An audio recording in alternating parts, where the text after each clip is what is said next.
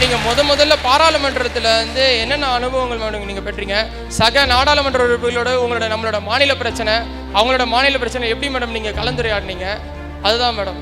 தமிழ்நாட்டிலேருந்து பார்க்கும் பொழுது ஒரு விஷயத்தை எப்படி பார்க்குறோம், நாடு முழுவதும் மற்ற மாநிலங்கள்லேருந்து அதே பிரச்சனையை அவர்கள் அணுகும் பொழுது அதை எப்படி பார்க்குறாங்க, அது தாண்டி வந்து எல்லா மாநிலங்கள் இப்போ ஒரு பில் பாஸ் பண்ணுதுன்னா அது நம்மளை எப்படி அஃபெக்ட் பண்ணுதுங்கிறத தாண்டி இந்த நாடு முழுவதும் இருக்கக்கூடிய ஒவ்வொரு இடத்தையும் அதை எப்படி எஃபெக்ட் பண்ணுதுன்னு நம்ம பார்க்க வேண்டிய விஷயம்.